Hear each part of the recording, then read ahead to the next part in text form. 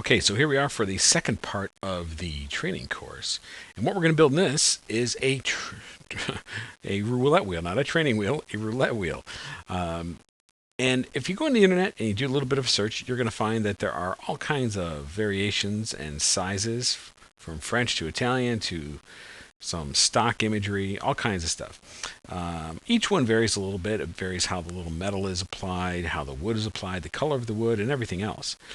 So we're going to use this as a reference, but build our own unique way.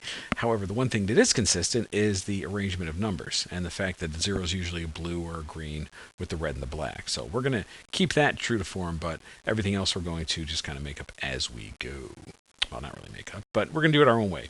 So I'm going to select a disk in Modeler, and I'm going to press the comma key a couple of times, zoom out, give us a little bit larger grid space, 2-meter grid, and holding the control key in the top view, not the side view, the top view.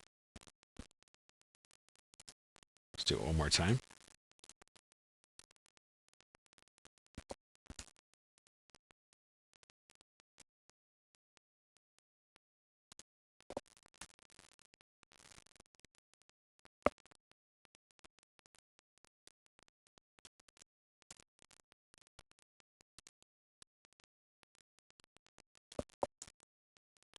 And holding the control key in the top view, we'll just draw out a disk like this. But before you commit to it, turn off the tool, open up the numeric panel, and enter 74 for sides. And there's a reason for this, which you'll see in a little bit.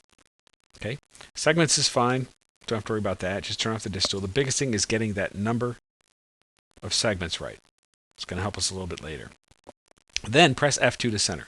Now, if it is not centering on your Mac, press Function F2 if you've not converted your function keys over to program. And if not, go to Modify and press the center button. That'll do it too. From there, select the polygon with the bevel tool. Press the B key.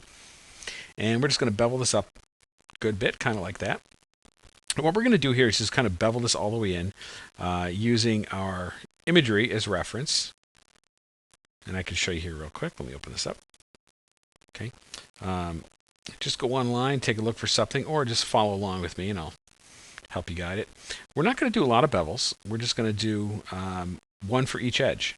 So as I come in here, I want you to pay attention to our shaded view and our side view. And the reason is because, like, for instance, here, if we bevel up, which we want to do, just create some depth, you can always edit that later.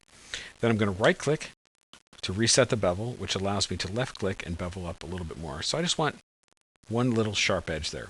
I can always change it later.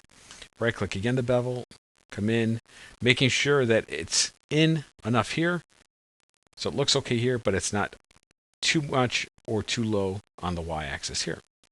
Okay, right-click again, bevel in, and this one will come down a little bit. And there we've got a top little edge. And essentially that's what we're going to be doing the whole way. So I'm going to right-click to reset the bevel, bring it down, right-click, bring it down, right-click to pull it in, bring it down. So each time I right-click, I'm just resetting the bevel. And that little guy there just creates like a nice little inlet. Okay, and then we're going to right-click the bevel again. This is the nice wood trim area. Then we're going to right-click. We're going to bring it in a little. I'm paying attention to this view.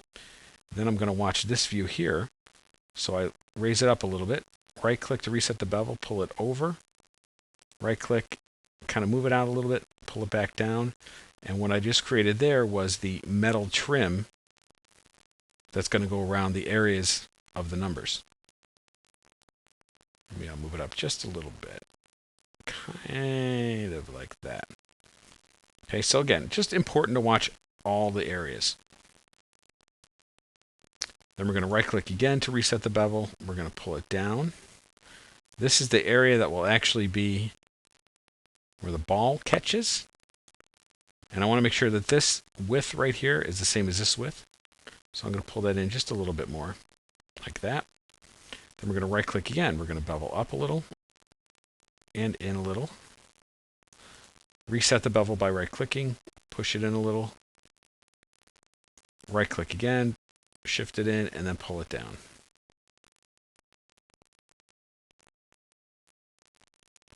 Okay, So we've got our number area, our ball area, right click, and just start giving this some style.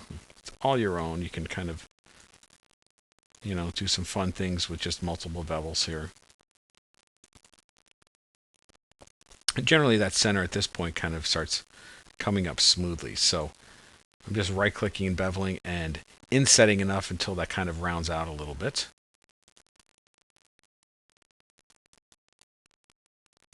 Completely up to you how you want to do it. And maybe I'll kind of sharpen this out a little. Something like that.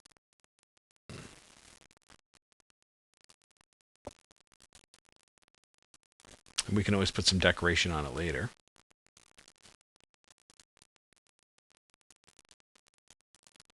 And each time I change the position, don't forget I'm right clicking to reset the bevel.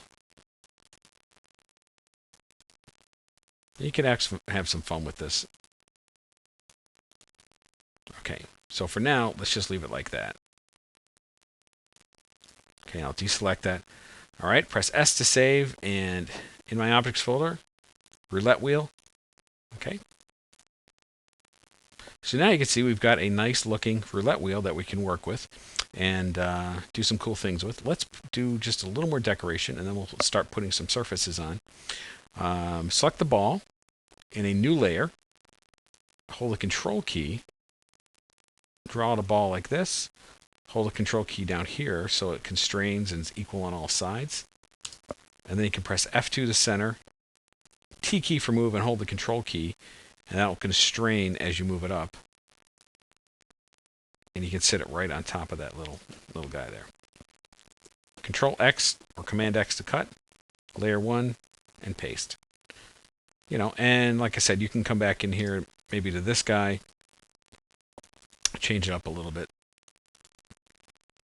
That way those two are intersecting somewhat, so it looks a little more than a ball sitting on top of a beveled stick.